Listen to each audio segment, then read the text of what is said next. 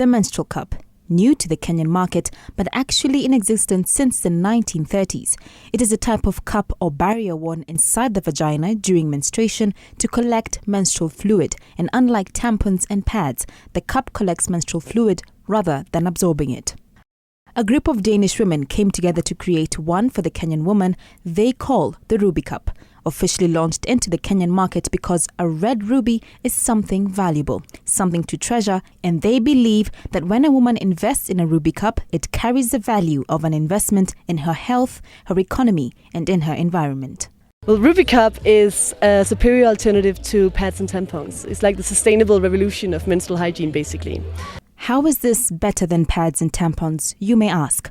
Well, unlike pads, there is no smell from using the Ruby Cup.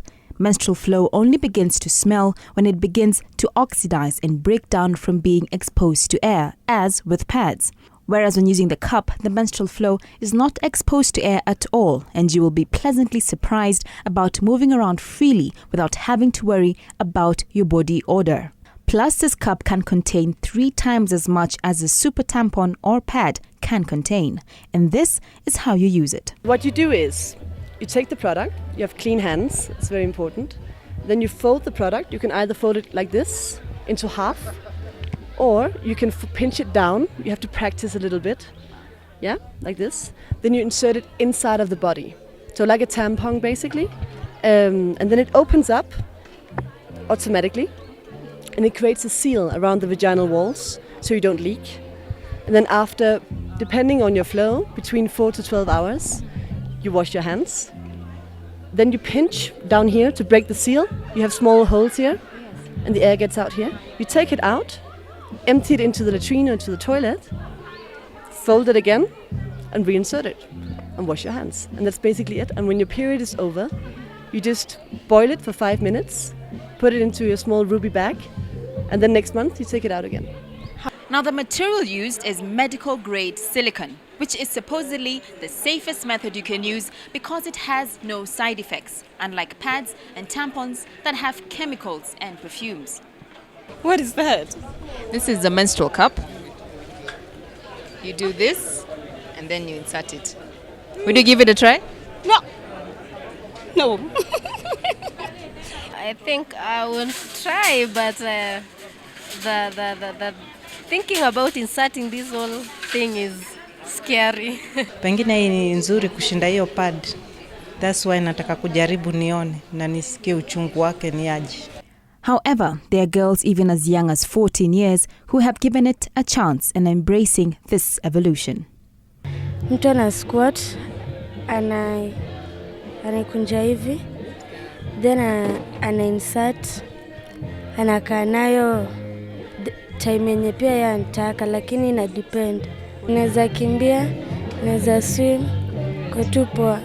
For others though, the learning curve was a bit challenging. Kuinsert mara ya kwanza kutoa ilinishinda. Sasa nikaendelea kutumia nikakuwa used to. Sasa siogopi nikitumia.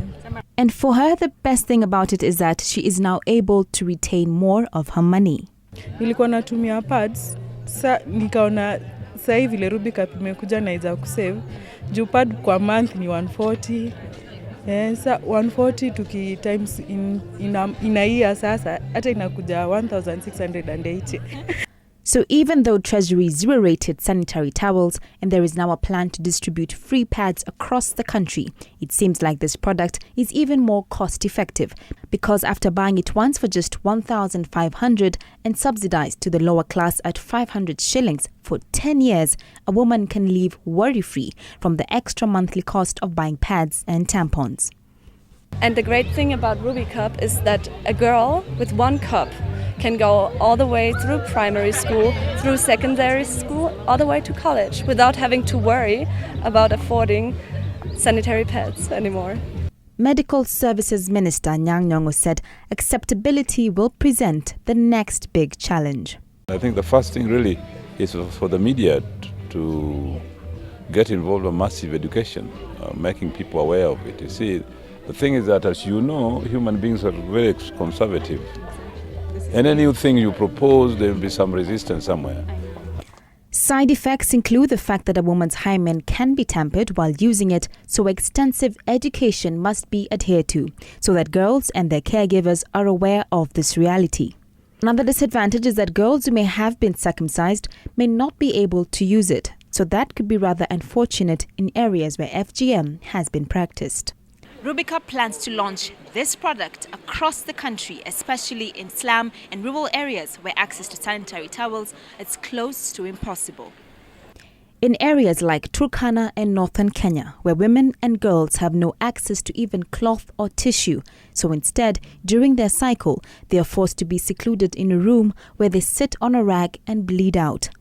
However, FGM is also prevalent in this area, so though this may be an answered prayer for them, it also may be impossible. To get your cup, visit www.ruby-cup.com. I'm Grace Msalame for News at 8.